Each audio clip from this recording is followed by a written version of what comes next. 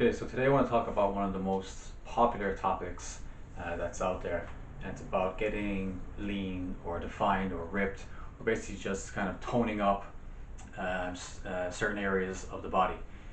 So most people kind of assume that if you work a certain area, you're going to lose fat in that area. But I'll show you something here that I hope will finally clear this up for people and stop you wasting time and energy in the gym. Okay, so with the diagram here, what you'll see is the blue represents the skeleton, obviously. If you imagine that the body is wearing two suits. The first suit here in red is your muscle, and that's draped over your skeleton. The second in green here is your body fat, and that goes over the muscle. So the way the muscle works is it can either, there's hypertrophy and there's atrophy. Atrophy means you're losing muscle, and hypertrophy means you're gaining muscle.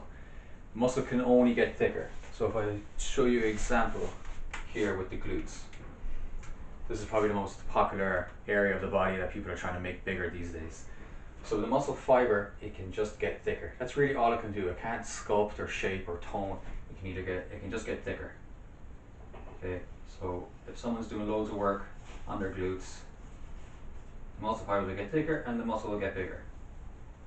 Okay, so muscles like that, you can target a certain area. You can target your glutes. You'll get a little bit of back work and hamstring work in there as well, but you can definitely just focus more on the glutes and make that area bigger almost by itself. The same can happen with the quads, hamstrings, chest, wherever. So we move over to the abs here then, to the stomach area. This is the area most people are trying to make smaller. So people tend to focus directly on the abs and do a lot of crunches and things like that. But as I said, muscles can only get bigger when you work them out.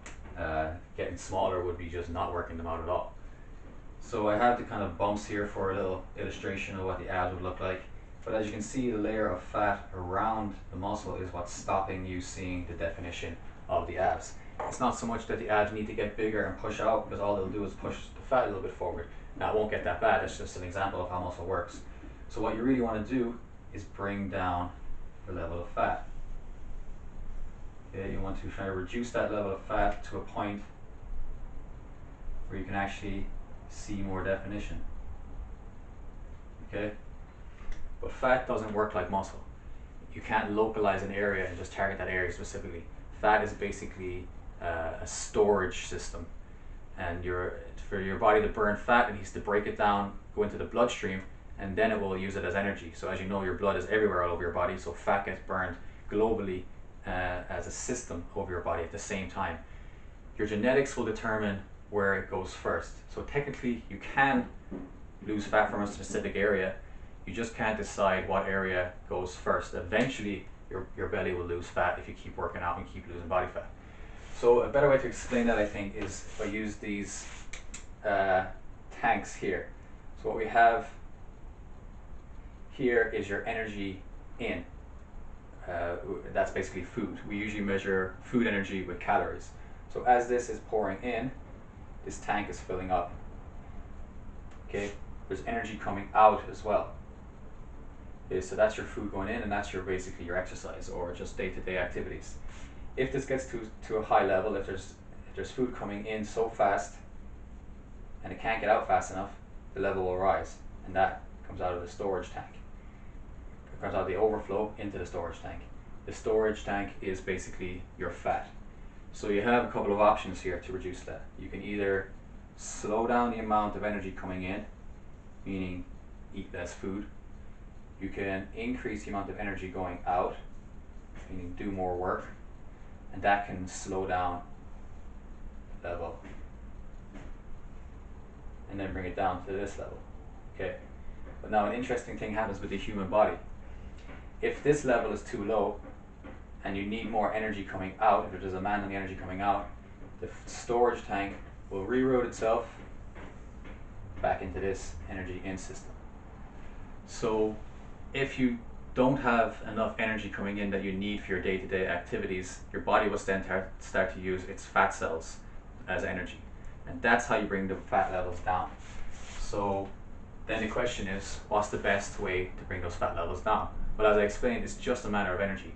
Whatever's going to have you spending more energy over a longer period of time, weeks and months and years, not just like single workouts or anything like that. And if you think about it, crunches don't really take that much energy. just sitting up a couple of times or 100 times or whatever won't take as much energy as fucking nearly anything else. So what you really need to do is find something that you're going to do consistently over a long period of time that burns energy. For most people, that's going to be finding something you enjoy. It doesn't have to be the gym. It can be like dancing, playing football. Then you can switch up things in your day to day. You can cycle to work, or walk more instead of driving. Then also, if you do resistance training, if you do like the gym and you are going to the gym a lot, resistance training is going to build a muscle, like we said. That muscle is going to burn more calories by itself. It needs energy to function, to produce heat. So that will also help as well.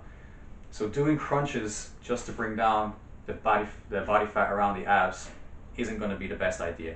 You're going to spend a lot more time and energy trying to do it that way than you would if you just did heavy compound exercises, circuit training, or just found more things to spend energy with in your day-to-day life. So instead of just doing the gym for an hour and then chilling out for the rest of the day and doing nothing, try to move around a little bit more. Try to find areas in your life you can do more movement and spend more energy, basically. And then track your food to make sure that you're not overdoing the calories. If you feel like you're eating healthy but things aren't going the way, check the small things, like how much oil you put on your salad, for example, cream in your coffee. Small things like that can add up as well. So that's basically it. I hope that doesn't make things more confusing. It's really a simple process of energy in, energy out. You can't isolate an area just to take the fat away. You can do that to build the muscle, but not to take the fat away. So let me know if that helps. Peace.